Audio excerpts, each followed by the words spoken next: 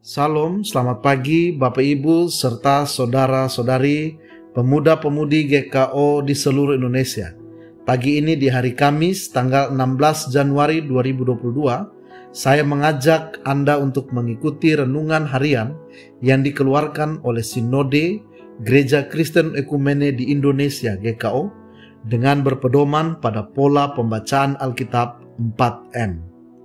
Bapak Ibu Saudara terkasih, untuk merenungkan firman Tuhan hari ini, saya Pendeta Rismes Cornelis bersama Bapak Penatua Beni Rompas secara bergantian mengajak Anda untuk menerima, merenungkan, melakukan, dan membagikan firman Tuhan. Mari kita berdoa. Kami bersyukur kepadamu Tuhan untuk hari ini dan kesempatan serta kesehatan yang Tuhan berikan.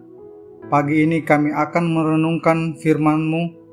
Tolong kami agar kami dapat memahami dan melakukan kehendak-Mu. Dalam nama Tuhan Yesus, firman yang hidup kami berdoa. Amin.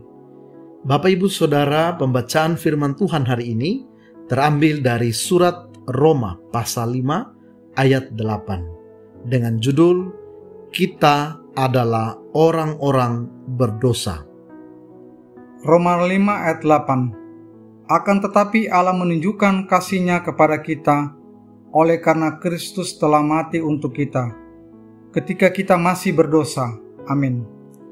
Dari bacaan tadi kita mau menggali isi Alkitabnya dengan pertanyaan berikut ini.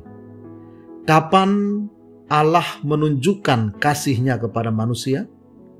Dalam bacaan kita, ayat 8 tertulis, Allah menunjukkan kasih-Nya kepada kita oleh karena Kristus telah mati untuk kita ketika kita masih berdosa. Berarti Allah mengasihi manusia justru pada saat manusia masih berdosa. Allah mengasihi saya pada saat saya masih berdosa. Saat saya mengecewakan hati-Nya, saat saya membuat Yesus tersalib, Allah justru mengasihi saya. Begitu luar biasa kasih Allah bagi saya dan semua manusia. Mengapa Allah menunjukkan kasih-Nya kepada manusia? Pertanyaan pendek ini merupakan pertanyaan yang sangat dalam dan tidak ada satupun manusia yang dapat memberi jawaban yang memuaskan. Ada satu hal yang dapat kita pastikan. Allah tidak mengasihi kita karena kita patut dikasihi. Yang ada malah sebaliknya. Keadaan manusia semenjak kejatuhan bersifat selalu memberontak dan tidak taat. Yeremia 17 ayat 9 menjelaskan keadaan internal manusia. Hati manusia tak dapat diduga, paling licik dari segala-galanya dan terlalu parah penyakitnya. Keadaan internal kita begitu dirusak oleh dosa, sehingga kita pun tidak menyadari betapa rusaknya kita. Dalam keadaan alami, kita tidak dapat mencari Allah. Kita tidak dapat mengasihi Allah. Kita tidak menginginkan Allah. Roma 3 ayat 10-12 menjelaskan keadaan orang alami yang belum diperbarui secara rohani. Dikatakan tidak seorang pun yang benar, tidak seorang pun yang mengerti, dan tidak seorang pun yang menyembah Allah. Semua orang sudah menjauhkan diri dari Allah. Semuanya telah sesat. Tidak seorang pun berbuat benar, seorang pun tidak. Jika demikian, bagaimana mungkin Allah yang kudus, benar, dan sempurna mengasihi makhluk parah seperti kita? Untuk memahami hal ini kita harus mengerti kodrat dan sifat Allah. Firman Tuhan dalam 1 Yohanes 4 ayat 10, inilah kasih itu, bukan kita yang telah mengasihi Allah, tetapi Allah yang telah mengasihi kita dan yang telah mengutus anaknya sebagai pendamaian bagi dosa-dosa kita. Dosa bukan hanya setumpuk perbuatan jahat, karena perbuatan jahat merupakan buah atau hasil dari dosa. Tetapi dosa adalah status kita di hadapan Allah. Ilustrasinya sama seperti anak singa. Singa ketika dia masih bayi atau masih kanak-kanak, dia tetap disebut sebagai singa, bukan anak kucing, apalagi kucing. Singa tetaplah singa walaupun dia masih bayi. Tetapi ketika dia sudah dewasa, dia punya bibit binatang buas di dalamnya. Begitupun saudara dan saya. Status kita di hadapan Allah adalah berdosa.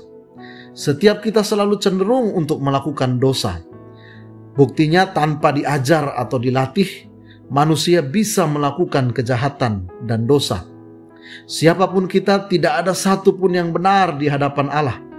Dosa membuat kita jauh dari Allah, menjadikan kita seteru Allah dan orang-orang durhaka. Perbuatan baik yang kita lakukan tidak mampu membawa kita datang kepada Allah. Akibat ketidaktaatan Adam, keturunannya mewarisi dosa dan maut, dalam Roma pasal 5 ayat 12. Namun sebaliknya, karena ketaatan Yesus Kristus bahkan sampai mati di kayu salib, sehingga kita yang berdosa dapat diperdamaikan dengan Allah, dibawa kembali kepada Allah, dibenarkan dan menjadi anak-anak Allah yang mewakili dan yang memiliki warisan keselamatan hidup yang kekal. Roma 5 ayat 21. Inilah kasih Allah bagi kita manusia pada saat kita masih berdosa. Berdasarkan firman Tuhan dan uraiannya, apa yang menjadi komitmen kita? Yang menjadi komitmen kita setelah merenungkan firman Tuhan hari ini, pertama, menyadari keberadaan kita sebagai manusia yang berdosa dan membutuhkan Tuhan Yesus Kristus, sehingga membawa kita ke dalam hubungan yang diperbaharui dan semakin intens dengan Allah dalam persekutuan ilahi insani.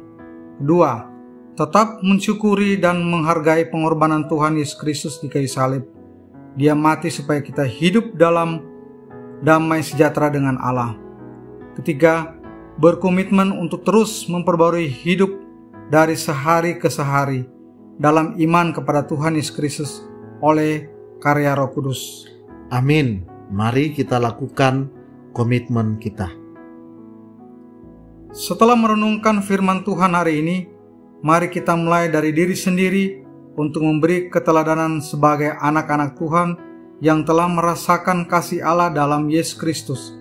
Kita yang telah diperdamaikan dengan Allah, maka wajib berdamai dengan sesama, sehingga dapat membagikan kasih Allah yang mengasihi manusia pada waktu kita masih berdosa. Hal ini dapat diwujudkan dalam tindakan nyata bagi sesama di dalam keluarga, gereja, dan masyarakat. Baik, mari kita tutup saat teduh kita dengan doa. Mari kita berdoa. Ya Allah Bapa, Tuhan Yesus, dan Roh Kudus, ketiga yang esa, kami sungguh bersyukur untuk kesempatan bagi pagi ini. Kami belajar dari firman-Mu, sebagaimana firman-Mu pagi ini yang mengajarkan kami bahwa keberadaan kami yang berdosa, namun Allah Bapa sangat mengasihi kami dengan mengutus Tuhan Yesus ke dalam dunia untuk mendamaikan kembali kami kepadamu. Tolong kami dengan kuasa Roh Kudus-Mu agar dapat melakukan kehendak Tuhan dalam hidup kami, untuk bersaksi kepada dunia tentang kasih-Mu kepada manusia. Di tengah keberdosaan kami, dalam nama Tuhan Yesus Kristus kami berdoa. Amin. Demikianlah renungan pagi kita di hari ini. Selamat beraktivitas, salam S3, sehat, semangat, dan sukacita dari GKO Bekasi 1. Tuhan Yesus memberkati. Amin.